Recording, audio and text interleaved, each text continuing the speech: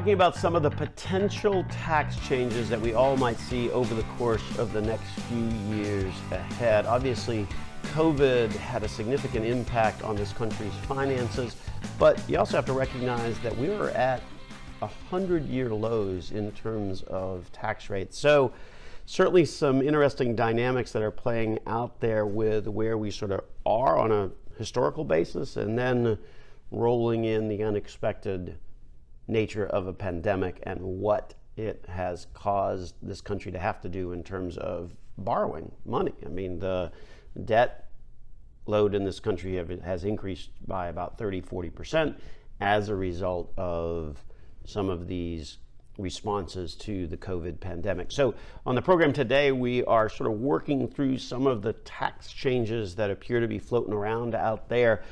Most of them are going to be limited to very high incomes above 400,000, above $1 million, above 600,000, depending upon which tax change you're talking about. We sort of broke down half of them before the break. Corporate income taxes was one of them. Regular ordinary income tax rates another.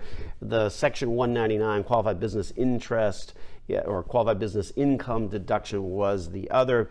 And then this notion of capital gains above certain income levels being taxed as ordinary income, and sort of try to kind of give you a little bit of a prediction, if you will, of what might actually happen versus what the proposals are. We do think that corporate tax rates could creep up a little bit, but not obviously get to the level that they were prior to 2018. We think the highest marginal income tax rate is ripe for an increase as well. Obviously, that hits incomes above 600,000 on a married joint return, 500 and change on a single return. Qualified business income deduction might not hit that much because that has a tendency to hit more directly with small business owners who are certainly suffering as a result of the COVID pandemic and the related government shutdowns.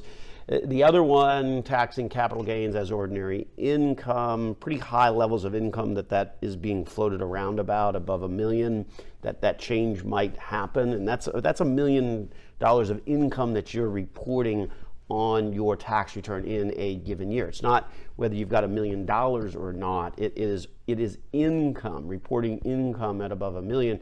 Obviously, that's some pretty high levels. So those are the things that are kind of getting floated around. I would expect on that capital gain item to maybe see some exception for one-time sales, those kinds of things. So we've got a few more to kind of work through here on next up in terms of the tax changes that we might expect over the next few years. So welcome back to the program here on Dollars and Cents, where we help you make sense out of all of life's decisions involving your dollars. We're Central Florida's longest running radio program, coming to you simultaneously on the News Radio WFLA Orlando network, along with 96.9 The Game. Got a Bucks game coming up this afternoon. I think they got the late game, 4 o'clock. And we're also one of the top 25 financial planning podcasts on the World Wide Web. Over 12,000 downloads of our program at last count. My name is Joel Garris, certified financial planner, certified financial fiduciary with Nelson Financial Planning, where our team of certified financial fiduciaries stands ready to help you this week change your life with a successful financial plan that provides you with peace of mind for the future. So one of the biggest issues in this country is the projected shortfall when you look at Social Security, Medicare, Medicaid. I don't think that's any surprise to anybody that those programs need some shoring up. And at the end of the day, those programs are the ones that the vast majority of Americans, particularly when they get to retirement age, really rely on for a portion of their income. Hopefully you're not relying on it for all of your income.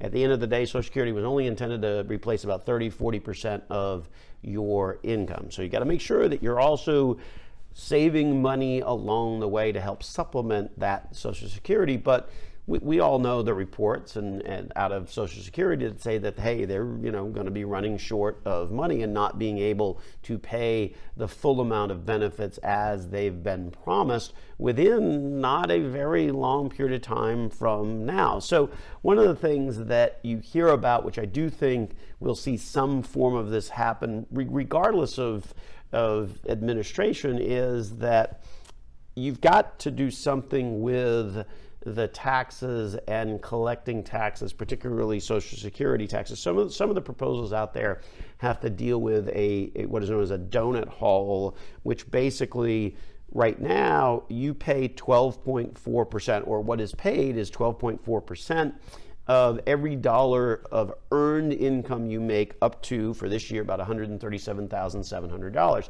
Now that 12.4% is split between you and your employer. Each of you pay 6.2%. And the reality is, above $137,700, then you're done. You don't pay any more in Social Security taxes. And so the conversation in Washington, and has been for decades, is to start to reimpose those Social Security taxes at higher income levels, where you have a donut hole where you don't have to pay Social Security taxes once you're above $137,700, but then somewhere at, pick your number, 400,000, 500,000, 600,000, then the requirement to pay those Social Security taxes would then start kicking in. I would put that one in the likely category simply because of the condition that the Social Security program is in a way to try and generate some additional revenue for it. Next up is the deduction category. We talked a little bit about that in the last segment. When you move to the higher standard deduction, there were a number of deductions that people used to get that were eliminated. Chief among them, which turns out to be pretty important during a COVID pandemic that locks everybody in their house, is the notion of being able to write off unreimbursed employee expenses. So let's say you're working from home right now and you bought a laptop, or you increased the speed of your internet, or you did any of those kinds of things, buying a printer, whatever. Those deductions as a W-2 employee, you don't get to write off. That's the reality of the higher standard deduction tax changes that happen. So for those people that are impacted by that, they don't get a deduction for that anymore. Similarly, if you pay a bunch in real estate taxes and things like that, maybe you bought a second home to escape from the craziness of a COVID lockdown, and so your second home, though, you're limited in terms of being able to write off the real estate taxes. So a lot of those types of changes that happen with deductions, you could see us revert back to a simple, you get to write off these types of deductions. So you may find that you get a broader range of things in which you are able to write off, but the amount of deductions that you are able to write off is limited to, say, like a 28% number, or a 25% number, or a 30% number, in terms of sort of what the cumulative effect that they can do. You're not going to be allowed to write off deductions that absorbs 100% of your income, but rather see them capped at a amount that is equal to your adjusted gross income. So that could very well be one of those tax changes that you see.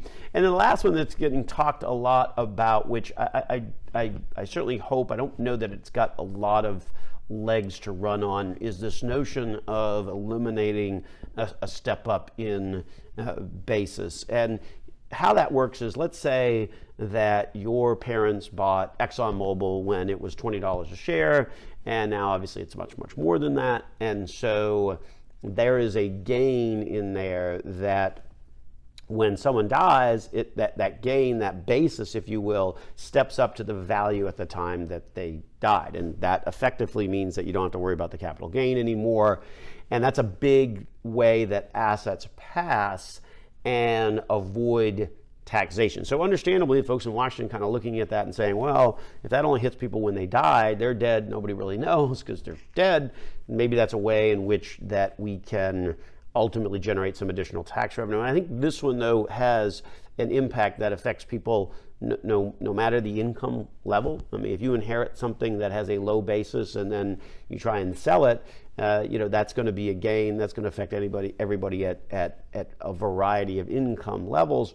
But again, that type of proposal has obviously been around for decades as well, is to eliminate that step up in basis. We don't think that there's a high likelihood on that one because it does affect a much broader cross-section of individuals. So if you're reading the tea leaves on the tax changes that might very well happen in the years ahead, sort of beyond the current presidential cycle, I mean, these are tax changes that we would expect to see over the next decade. So think over the course of the next 2 or 3 presidential elections, what are some of the things that we might very well see? A lot of these aren't necessarily new concepts. They've been around for a while and floated back and forth between Democrat or Republican administrations.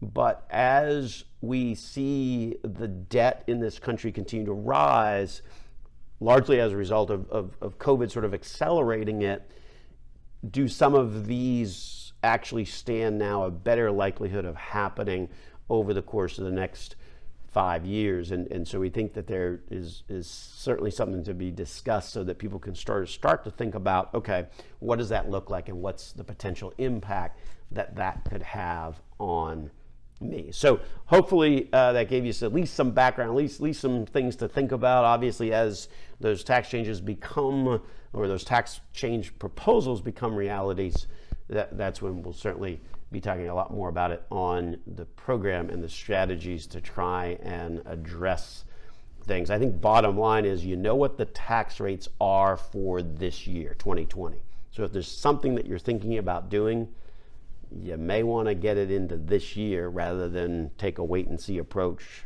for next year in terms of what the tax rates are. So with that, we'll take a break. When we return from the break, we're going to talk about another way that the folks at the IRS can generate income beyond just changing the tax rates. Coming up next on the program, this is Dollars and Cents with Joel Garris on News Radio, WFLA Arlington.